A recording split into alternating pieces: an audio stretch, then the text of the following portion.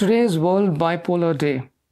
The Bipolar Day, the 30th of March, is an initiative by mental health experts to raise awareness about this particular disorder and help people understand about stigmas and misconceptions about this particular condition. In this episode, we have Dr. Roop Sidhana, a very senior psychiatrist of India who's based in Rajasthan, and his daughter, Dr. Anindya Sidhana, who will explain to us a little bit about this particular disorder. Dr. Anindya Sidhana has recently been appointed the Northern Zone Assistant General Secretary of the Executive Council of Indian Psychiatric Society. Hello पापा। आज world bipolar day है 30 मार्च। तो मैं तो सबसे पहले आपसे यही पूछना चाहूँगी कि हम बचपन से सुन रहे हैं कि आप पागलों के डॉक्टर हो, क्या यह सच है? क्या ऐसा नहीं है। एक टाइम था जब जो मानसिक रोग विशेषज्ञ या साइकियाट्रिस्ट थे उनके पास साइकोटिक पेशेंट या गंभीर रूप से पीड़ित जो मानसिक रोगी थे वही जाते थे, क्योंकि उस टाइम मानसिक रोग विशेषज्ञ बहुत गिनती में होते थे। लेकिन धीरे धीरे जैसे मानसिक रोग जो है उनके बारे में जानकारी ज़्यादा होने लगी, ज़्यादा लोग ट्रीटमेंट देने लगे, तो अब टाइम ऐसा है कि साइकियाट्रिस्ट के पास में हर तरह के मानसिक रोगी, ना केवल मानसिक रोगी बल्कि जो लोग स्ट्रेस से जूझ रहे हैं इस टाइम, जिनको तनाव है, जो अपनी लाइफ में एडजस्ट नहीं कर पा रहे हैं, जिनको अपने वर्क प्लेस में, अपने फैमिली में कोई छोटी मोटी प्रॉब्लम्स आती हैं जिनसे वो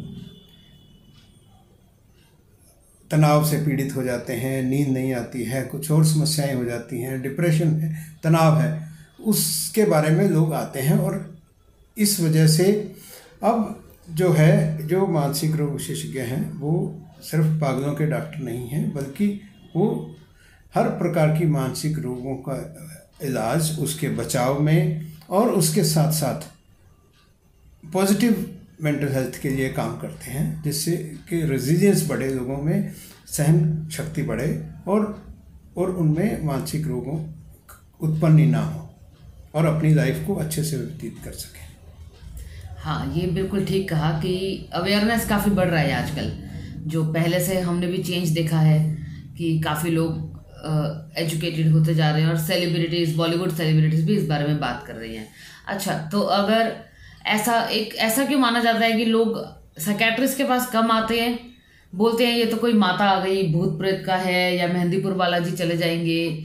तो क्या ऐसा कुछ होता है कि माता आ जाती है या भूत प्रेत का रोल है, या ये भी उसी तरह की बीमारी है जैसे बीमारियां होती हैं नॉर्मल? जो बाइपोलर डिसऑर्डर है, जिसको उतार चढ़ाव की बीमारी कहते हैं, या अन्य मानसिक बीमारियां हैं, वो भी दूसरे फिजिकल इलनेस, शारीरिक रोग जैसे डायबिटीज़ है, बीपी की प्रॉब्लम है, हाइपरटेंशन है, और कैंसर है, या कुछ और बीमारियां, जिस तरह की बीमारियां मानसिक शारीरिक रोग होते हैं उसी तरह मानसिक रोग भी होते हैं। उनके लिए भी ब्रेन में कुछ बायोकेमिकल चेंजेस आते हैं, जिससे उनके मूड में, उनके बिहेवियर में, उनके रहन सहन में चेंजेस आ जाते हैं, जिसकी वजह से वो अपना काम पूरे अच्छे तरीके से नहीं कर पाते हैं और सफ़र करते हैं। तो इस तरह से बाइपोलर भी डिसऑर्डर जो है वो भी एक रोग ऐसा है जिसमें ब्रेन के अंदर बायोकेमिकल चेंजेस आते हैं, और उसके अलावा एनवायरनमेंट से, फैमिली से, बाकी चीज़ों से ये जो पेशेंट्स हैं बाइपोलर के, उनके ऊपर इफ़ेक्ट पड़ता है। तो बाइपोलर डिसऑर्डर इस बेसिकली जो है बायोसाइकोसोशल मॉडल के अंतर्गत देखते हैं इसको। तो इसमें बायोलॉजिकल चेंजेस ब्रेन के अंदर होती हैं, उसके अलावा उसके एनवायरनमेंट में, उसके फैमिली में और उसके कामकाज के तरीक़ों में बदलाव आता है, जिससे कि मरीज़ के रोगी की पहचान होती है। हाँ, तो दवाइयों के बारे में एक्चुअली मेरे पास ही कई बार आपकी पर्ची लेके पेशेंट आ जाते हैं कि मैडम आप देख लो, हम तो अब तेजी आई थी एक बार, पर हम दिखाई जा रहे हैं, 2 सालों के दवाई खाई जा रहे हैं। तो तब मैं उनको बोलती हूँ कि मैं भी वही इलाज करूँगी जो इलाज है, ऐसा नहीं है कि आप फालतू में दवाई खाई जा रहे हो। तो तब क्या करना चाहिए? क्या ऐसा है जिंदगी भर दवाई खानी पड़ती है, या ऐसा है कि लोग दवाई बीच में छोड़ देते हैं इसलिए और आते ही नहीं है, अपनी मर्जी से खाते रहते हैं? क्या है इसका? बाइपोलर डिसऑर्डर के रोगी और उनके फैमिली मेम्बर्स जो हैं वो, उनको अगर शुरू में अच्छे तरीके से समझाया जाए, साइको एजुकेट किया जाए कि यह बीमारी लंबी चलने वाली है या बार बार होने वाली है, दोनों चीज़ों में अगर वो रेगुलर ट्रीटमेंट लेता है और रेगुलर फॉलोअप में रहता है तो उसका लंबे समय तक ठीक रहना पॉसिबल है। लेकिन अगर वो बीच में दवाई छोड़ देते हैं या दवाई अपने ही तरीके से लेने लग जाते हैं, जैसे 3 टैबलेट बताई हुई है तो वो 1 टैबलेट लेने लग जाते हैं और काफ़ी देर तक ठीक रहते हैं, तो उनको लगता है कि डॉक्टर तो ऐसे ही फालतू में ज़्यादा दवाई दे रहे हैं। पर होता ये है कि बाइपोलर डिसऑर्डर में प्रोफिलैक्टिक ट्रीटमेंट ज़रूरी होता है, जिसमें मूड स्टेबलाइज़र देते हैं। और मूड स्टेबलाइज़र अगर वो इरेगुलर लेते हैं या पूरी डोज नहीं लेते हैं तो रिलैप्स होने का चांस ज़्यादा होता है। इसलिए रेगुलर फॉलोअप में रहना, बार बार डॉक्टर को दिखाना ज़रूरी है। और इसके साथ साथ लाइफस्टाइल में मॉडिफिकेशन आना और फैमिली को उसका ध्यान रखना, स्पेशली जब मौसम बदलता है। और दूसरा, जैसे आजकल लोग कहते हैं योगा करो, मेडिटेशन करो, बिल्कुल स्वस्थ रहोगे, या हमारा बच्चा या हमारी बेटी तो योगा करती है, रेगुलर मेडिटेशन करती है और उसको कोई मानसिक तनाव नहीं है, मानसिक बीमारी हो ही नहीं सकती।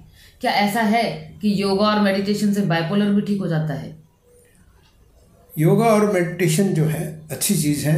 लाइफस्टाइल में अगर रेगुलर आदमी करता है तो वो तनाव से बच सकता है। लेकिन बाइपोलर डिसऑर्डर की बीमारी उससे ठीक नहीं होती है। बाइपोलर डिसऑर्डर को ट्रीट करने के लिए हर तरीके के इलाज की आवश्यकता होती है, जिसमें medication, regular treatment, regular follow up, psycho education और लाइफस्टाइल का सही होना, और तनाव से बचने के लिए योगा, मेडिटेशन उसमें हेल्प करते हैं। लेकिन बाइपोलर को ठीक नहीं किया जा सकता पूरी तरह से। उसके लिए साइकेट्रिस्ट के फॉलोअप में, रेगुलर ट्रीटमेंट में रहने की ज़रूरत होती है और दवाइयों का लेना बहुत आवश्यक है। हाँ, तो जैसे अगर परिवार में लोगों को क्या ध्यान रखना चाहिए? मान लो किसी लड़की को बाइपोलर है, तो मैंने देखा है कि कई बार पीरियड्स आने वाले हैं तो उस टाइम पे डिप्रेशन जैसा होने लगता है, या कई बार मौसम बदलने के कारण होता है, या लड़कों में नशा करने के कारण तेजी आ जाती है, या मालूम नहीं चलता। तो परिवार वालों को क्या क्या चीज़ों का ध्यान रखना चाहिए कि वो पहले ही पहचान जाएं कि भाई हाँ, अभी एपिसोड आने वाला है, तो हम ध्यान रखें? क्योंकि बाइपोलर डिसऑर्डर एक मूड की बीमारी है, जो आदमी की इमोशंस, उसका मन बदलता है। जब उसको बीमारी आती है, चाहे डिप्रेशन की फेज़ में आता है या मेनिया की फेज़ में या हाइपोमेनिया की फेज़ में आता है, तो उसकी एक्टिविटी, उसका मन उसी तरह से चेंज होता है। आमतौर पे जब घर में कोई फंक्शन है या लगातार उसकी नींद डिस्टर्ब होती है या मौसम चेंज होता है या कोई फाइनेंशियल क्राइसिस आता है परिवार में, और या किसी तरह की साइकोलॉजिकल स्ट्रेस आती है, ऐसे केसेस में, ऐसे माहौल में मरीज़ का ध्यान रखना, उसकी रेगुलर मेडिसिन का ध्यान रखना, उसकी नींद का ध्यान रखना, उसकी डाइट का ध्यान रखना ज़रूरी होता है। और अगर उसमें कुछ चेंज आती है, जैसे उसकी नींद पूरी नहीं हो रही है, वो जल्दी उठने लग गया है, जो आदमी सैर पे नहीं जाता है वो फटाफट सैर पे जाने लग जाता है, हर आदमी को हाय हेलो करके बुलाता है और ज़्यादा खर्च करने लग जाता है, जो पेंडिंग काम है वो निपटाने लग जाता है, पैसा भी ज़्यादा खर्च करता है, नई नई चीज़ें लेने का उसका मन करता है और ले भी आता है, जिसको देखता है वैसी चीज़ करने की कोशिश करता है। और बहुत सारे लोग ऐसी में गैम्बलिंग, सट्टा लगाना, जुआ खेलना, ऐसे कामों में भी पड़ जाते हैं।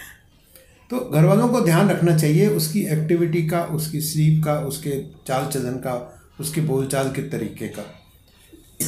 इसके विपरीत अगर वो डिप्रेशन में जा रहा है तो उसका मन उदास रहता है, वो काम करने की इच्छा नहीं होती है, काम करने से कतराता है और कई बार रोने भी लग जाता है, कई बार सुसाइड की बातें करता है।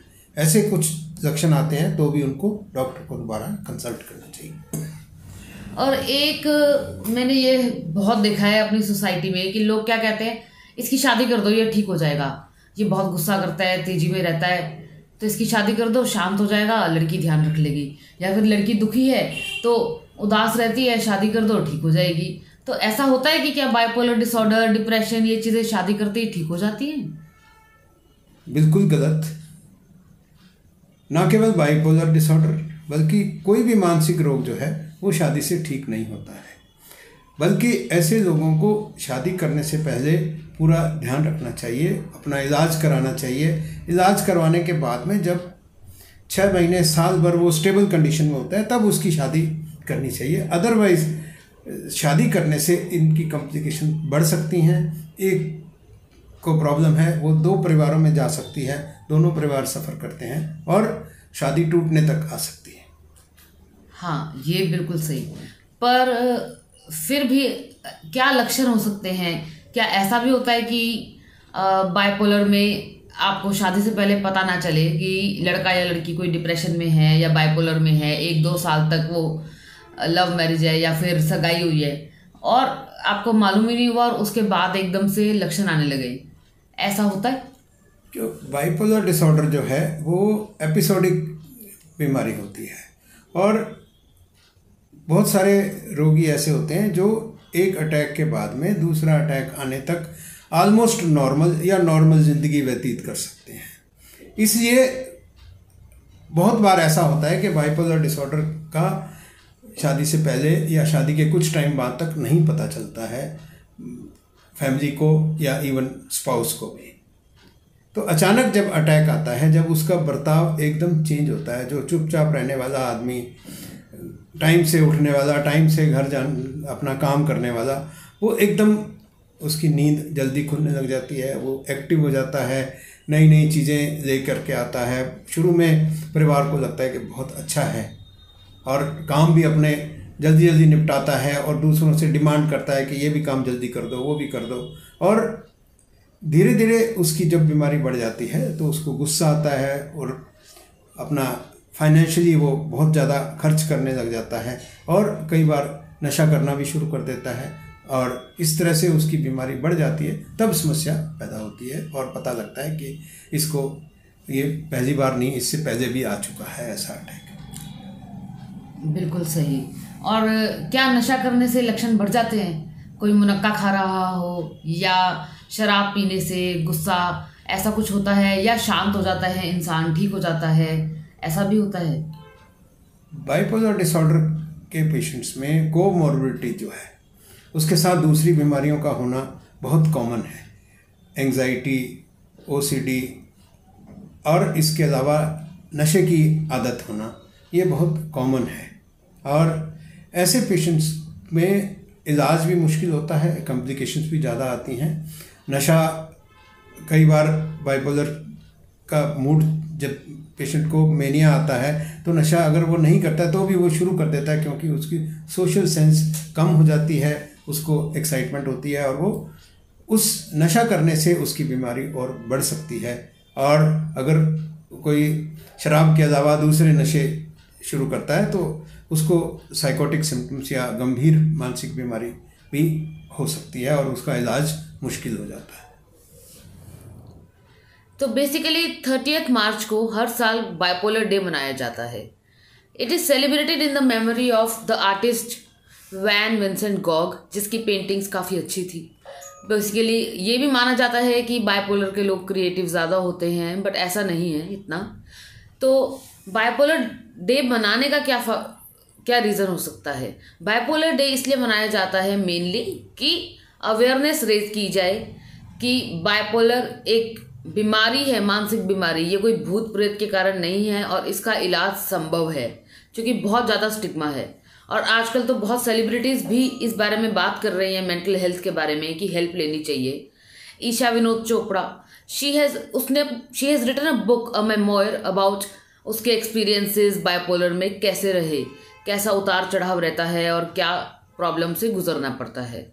उसके अलावा yo yo Honey Singh, he has been very open about his illness of bipolar disorder and has वो told about his illness that कि वो एक टाइम पे बहुत ज़्यादा अल्कोहलिज्म में पड़ गया था। इवन 1.5 साल का टाइम ऐसा था कि वो घर से बाहर ही नहीं निकला।